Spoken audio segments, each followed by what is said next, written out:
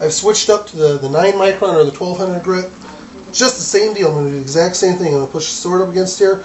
I'm going to put the whole G against it, and then I like to back off just a little bit to bring the Shinogi off the paper, because you don't actually want to grind the Shinogi ridge down.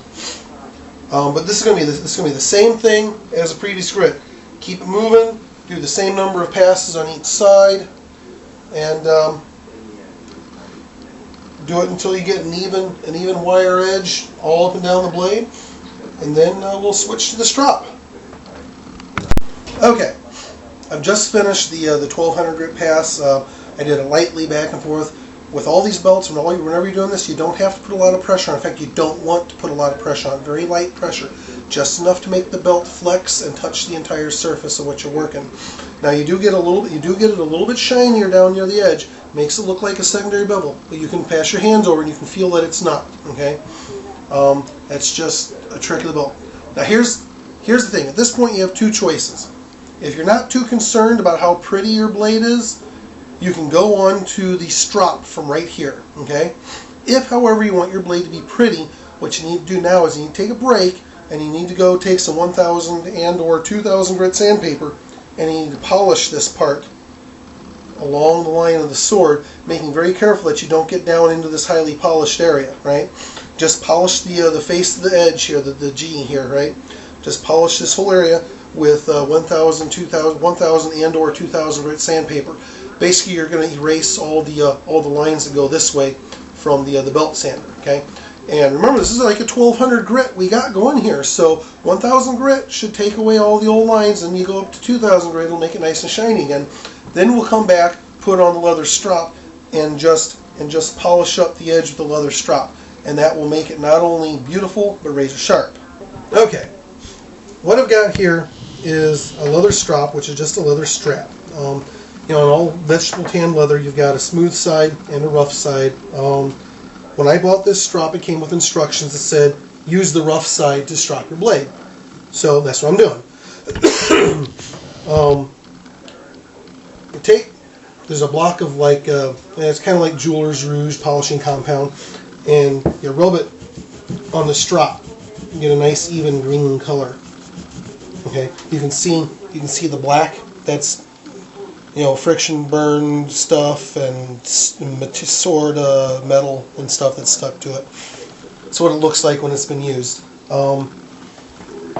Yeah, you could put the belt in the machine and push it up against the belt as it's spinning in the machine, but that breaks this block up and flings bits all over the place, makes a terrible mess, and makes you run out of your compound a lot faster.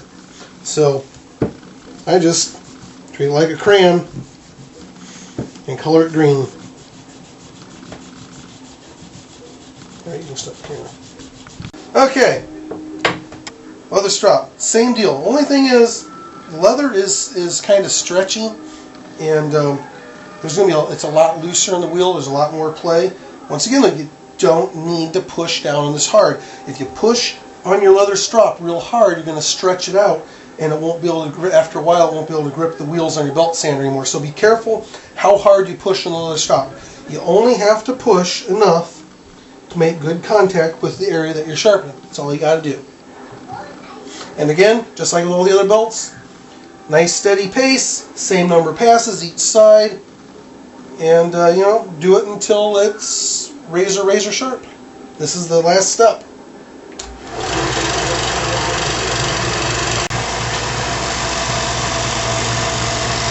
I know people don't want to see it.